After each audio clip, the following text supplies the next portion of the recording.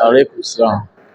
Basi kwa muda huu ninapenda kutambua uwepo wa idara zote za elimu zilizoko mahali hapa, ikiwa wako wakuu wa idara, wakuu wa shule zote za sekondari wako mahali hapa, na napenda kutambua uwepo wenu.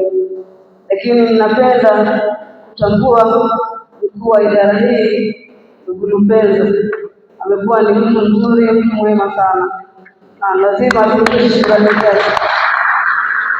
Kama si mawazo yake, kufikiri kwake, nafikiri tusingeweza kuwepo hapa. Yeye ndiye amekuwa chanzo cha kuwaza na kufikiri hili jambo likazaliwa. Kwa hiyo shukrani zako tunakurudishia, lakini Mungu aliye mbinguni asikie zaidi ili upate viwango vingine. Ninapenda kutambua nafasi yako mkuu wa wilaya. Najua yuko hapo, maana wewe ni sikio lake tayari, uko hapo.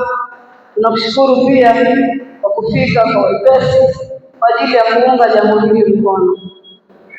Ndugu mgeni rasmi, tunakushukuru sana kwa kuwepo kwako.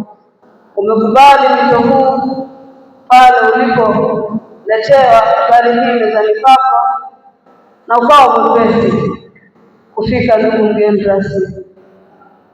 rasmi, hapa mkuu wa idara amesema ulikuwa unaumwa, lakini tunamuomba Mungu mwenye enzi aweze kukuponya kwa leo hii, kwa kukubali wito huu katoka hospitalini ukaja hapa na upone kabisa.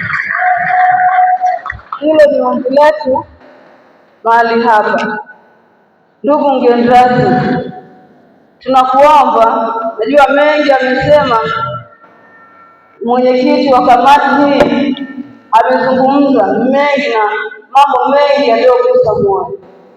Naomba katika hayo uweke muhuri kabisa, uongelee ili jambo hili liweze kufanyika, kwa sababu ni kweli imekuwa ni kilio cha muda mrefu.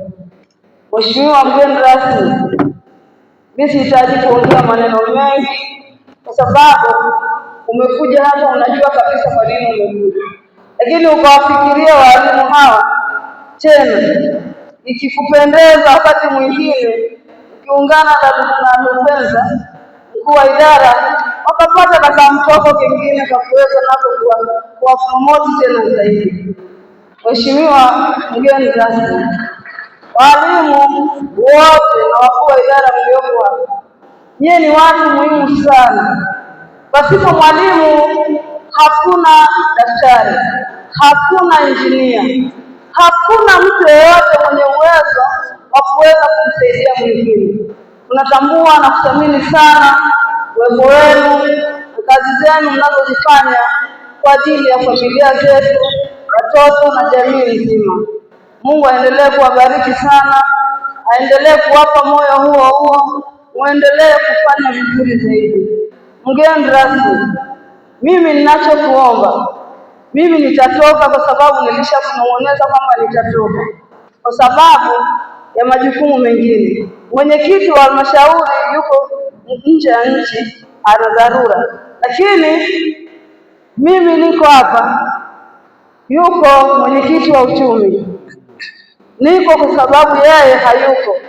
Nitapokea yale yote atakayozungumzwa na yale utakayoenda kuyasema, na maana najua utaenda kuyasema kwa ajili ya sisi madiwani. Sisi ndio tunaopitisha bajeti zote zinazokuja kule mashuleni, sisi ndio tutakaopitisha. Tutakuwa wepesi sana kufanya yale yote atakayoenda kuhusiana kwa ajili ya kwenda kusaidia walimu wetu na shule zetu.